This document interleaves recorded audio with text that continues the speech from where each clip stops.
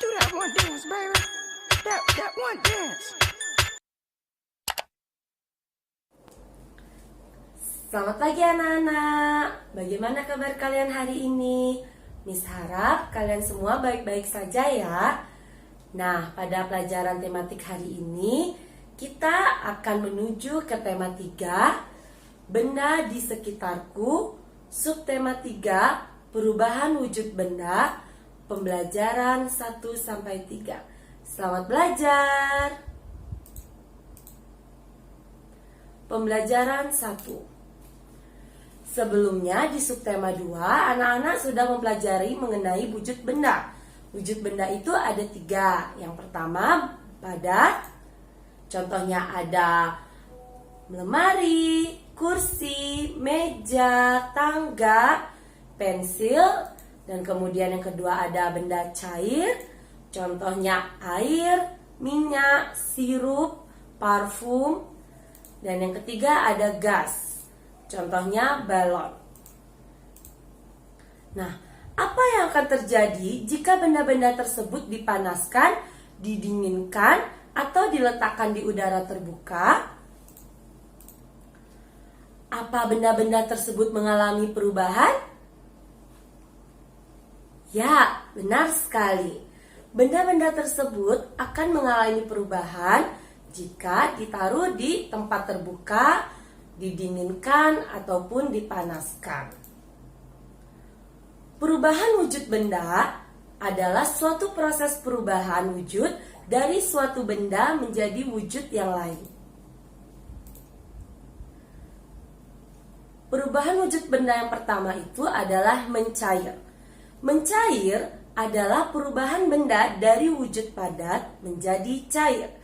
Mencair dapat diakibatkan dari proses pembakaran atau pemanasan akibat panas matahari atau peralatan buatan manusia, menaikkan suhu lingkungan sehingga benda padat meleleh menjadi cair. Apa saja contoh-contoh dari mencair? Nah, contoh peristiwa mencair itu ada pada saat mencairnya es krim, peristiwa melelehnya mentega, peristiwa melelehnya lilin, dan lain sebagainya. Berikut ini akan Miss berikan satu contoh mengenai proses mencair. Nah, sekarang Miss akan menunjukkan proses mencair. Mencair itu adalah perubahan wujud dari zat padat menjadi zat cair. Di sini Miss sudah memiliki ice cream. Ya.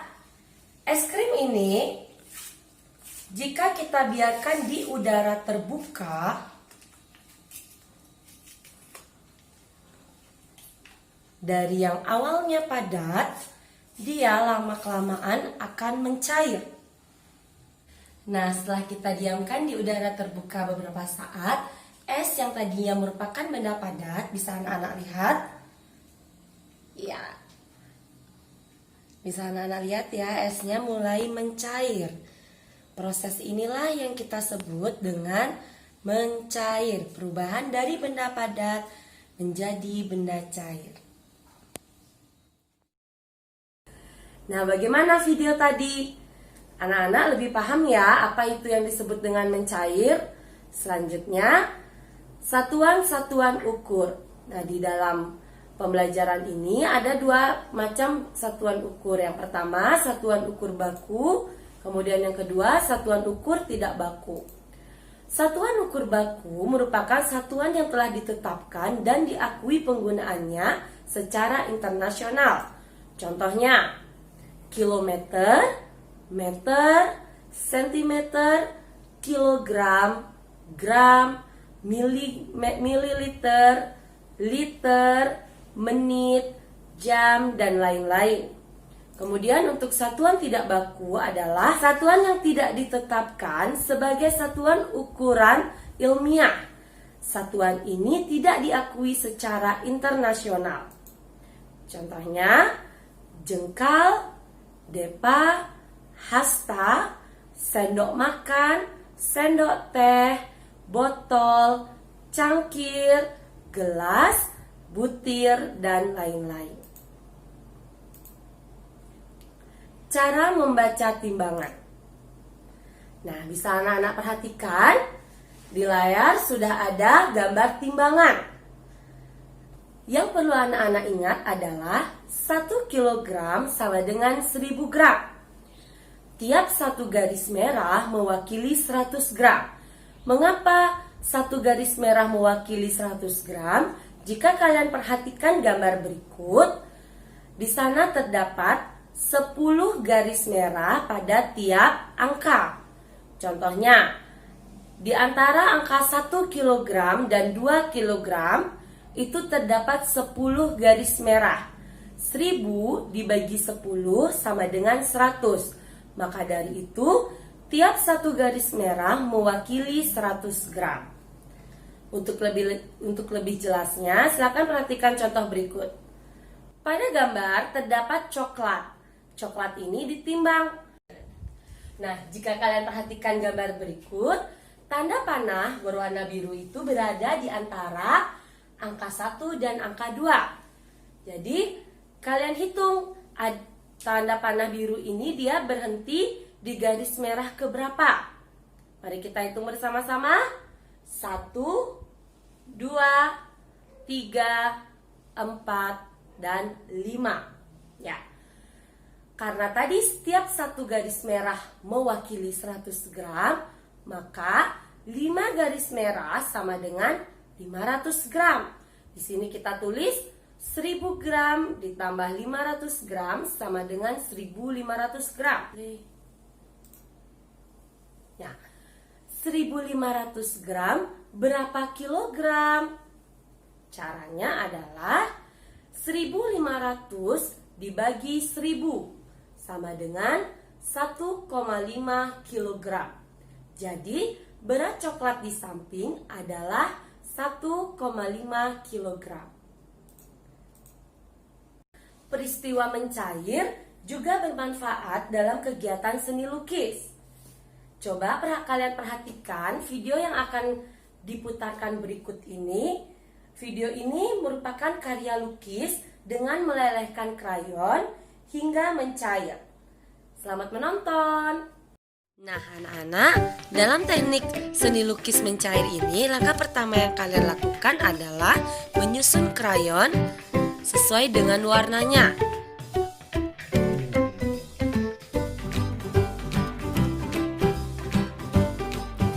Nah, jika sudah selesai kalian susun, sekarang saatnya kalian tempelkan lem di belakang krayon. Kemudian kalian tempelkan ke kanvas.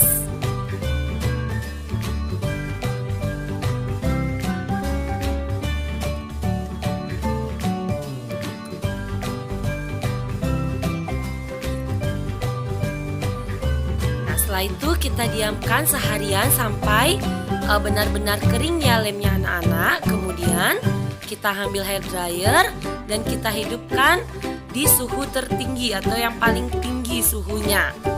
Nah, mulai deh kita hair dryerin krayonnya itu. Nah, untuk meminimalisir supaya krayonnya tidak kena lantai, itu bisa kalian beri alas berupa plastik atau kertas ya.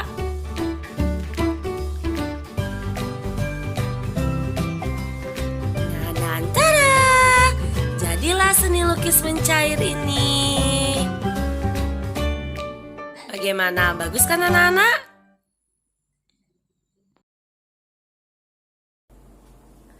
Nah, bagaimana anak-anak setelah menonton video tadi? Di sana kalian bisa melihat berbagai macam warna. Perlu kalian ketahui bahwa warna dikelompokkan menjadi 3. Yang pertama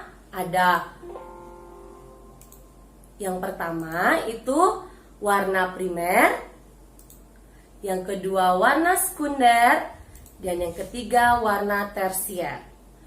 Warna primer adalah warna dasar yang tidak merupakan campuran warna-warna lain, yaitu merah, biru, dan kuning. Sedangkan warna sekunder adalah hasil pencampuran warna primer, yaitu orange, hijau, dan ungu. Yang terakhir, warna tersier. Warna tersier adalah campuran satu warna primer dengan satu warna sekunder. Contohnya, merah ke kuning-kuningan, kuning ke jingga-jinggaan, dan kuning ke hijau-hijauan. Pembelajaran 2. Peran anggota warga sekolah. Setiap anggota warga sekolah memiliki peran yang berbeda-beda. Semua harus saling bekerja sama, menghargai, dan menghormati agar kegiatan pembelajaran di sekolah dapat berjalan dengan lancar. Tanpa adanya sikap saling menghargai dan kerjasama, maka akan timbul kekacauan. Kita juga harus bertanggung jawab atas pelaksanaan peran yang kita miliki. Berikut ini merupakan contoh peran dari anggota warga sekolah. Yang pertama, kepala sekolah. Kepala sekolah berperan memimpin seluruh kegiatan sekolah. Kemudian guru berperan mengajar siswa. Siswa berperan belajar dengan sungguh-sungguh. Selanjutnya satpam berperan menjaga keamanan sekolah. Dan yang terakhir, petugas kebersihan berperan membersihkan lingkungan sekolah. Perubahan wujud selanjutnya yaitu membeku. Membeku adalah perubahan benda dari wujud cair menjadi padat. Benda yang berwujud cair akan membeku menjadi padat jika mengalami proses pendinginan. Pendinginan merupakan proses penurunan suhu benda yang diakibatkan suhu lingkungan yang lebih rendah. Contohnya, es batu adalah wujud air dalam bentuk padat yang mengalami proses pendinginan sehingga membeku. Untuk lebih lengkapnya, silakan kalian simak video berikut ini. Nah, sekarang Miss akan mencontohkan proses perubahan wujud dari benda cair menjadi benda padat. Pertama-tama kita siapkan wadah untuk tempat membuat es dan air mineral. Air mineral kita tuangkan ke dalam wadah sampai semua wadah terisi. Nah, setelah semua wadah terisi, sekarang kita masukkan wadah ini ke dalam kulkas, tepatnya di freezer.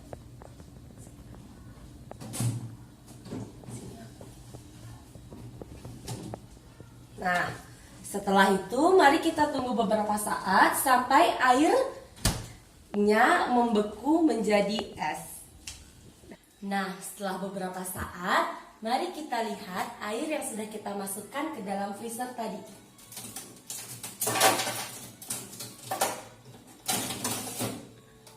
Nah, bisa kalian lihat ya anak-anak, air yang sudah kita masukkan ke dalam freezer tadi dia membeku.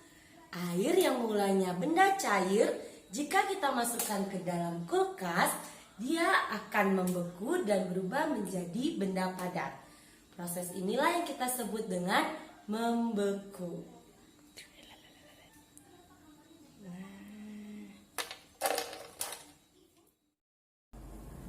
Nah, bagaimana anak-anak setelah kalian menonton video tersebut? Kalian lebih paham ya bagaimana cara kerja dari proses membeku tersebut, di mana benda cair berubah menjadi benda padat jika ditaruh di dalam lemari pendingin atau kulkas.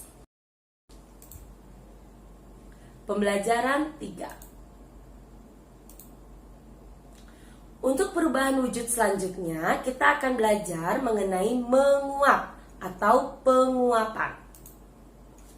Menguap adalah perubahan benda dari wujud cair menjadi gas. Saat memasak air, tampak asap putih keluar dari air yang mendidih. Asap putih itu merupakan uap air yang terbentuk akibat dari mengalami pemanasan. Proses inilah yang disebut menguap atau penguapan. Contoh lain dari proses menguap ini adalah yang pertama, pakaian basah yang kalian jemur menjadi kering. Kemudian, alkohol akan habis jika dipanaskan. Air mengeluarkan asap putih pada saat dipanaskan. Dan pada saat proses pembuatan garam, itu juga mengalami proses penguapan. Untuk lebih lanjutnya, silakan kalian simak video berikut ini. Nah, sekarang Miss akan mencontohkan proses penguapan atau menguap. Yang perlu kalian siapkan adalah panci, kemudian air yang akan kalian didihkan, dan kompor. Air yang akan kalian didihkan, kalian tuangkan ke dalam panci. Setelah itu, mari kita taruh di atas kompor.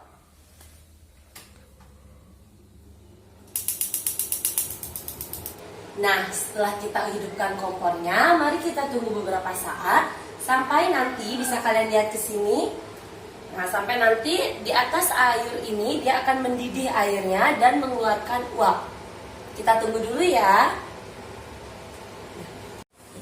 Nah, setelah beberapa saat air sudah mendidih. Mari kita matikan api dan kita lihat apa yang akan terjadi. Nah, bisa kalian lihat? Setelah Miss matikan kompornya, ada asap ya yang naik ke atas. Nah, asap ini adalah uap air. Inilah yang disebut proses menguap. Perubahan dari benda cair menjadi benda gas.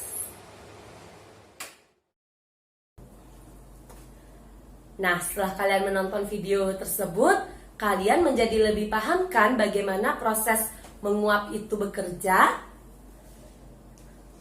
Untuk materi selanjutnya, kita akan belajar mengenai mengubah satuan ukur berat.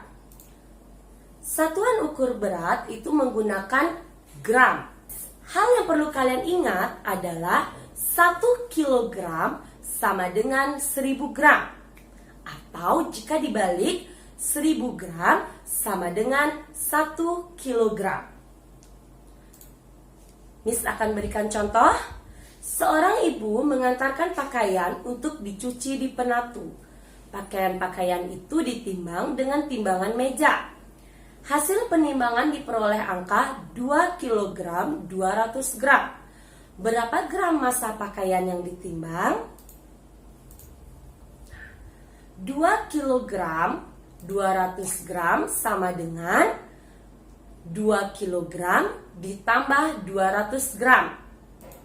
Kemudian, karena kilogram ini satuannya belum sama dengan gram, kita samakan dulu satuannya.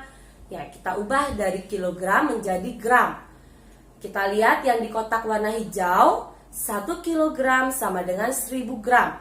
Maka 2 kilogram itu sama dengan 2000 gram. 2000 gram ditambah 200 gram sama dengan 2200 gram. Contoh selanjutnya, masih dengan kata kunci yang sama ya anak-anak. 1 kg sama dengan 1000 gram atau 1000 gram sama dengan 1 kg. Nah, setelah dicuci dan disetrika, pakaian ditimbang kembali. Dari hasil penimbangan diperoleh massa 1750 gram. Berapa kilogram massa pakaian yang ditimbang? Ini merupakan kebalikan cara dari yang sebelumnya, soal yang sebelumnya. 1750 gram sama dengan 1000 gram ditambah 750 gram. Jangan lupa 1000 gram sama dengan 1 kilogram. Jadi di sini kita tulis 1 kilogram 750 gram ya. Jadi massa pakaian yang ditimbang setelah dicuci dan disetrika adalah 1 kg 750 gram. Nah, sekian pembelajaran kita pada hari ini. Jika ada yang ingin kalian tanyakan, silakan hubungi Miss melalui WA pribadi. Terima kasih telah menonton video ini. Sampai jumpa di pembelajaran berikutnya. Selamat belajar anak-anak. Bye.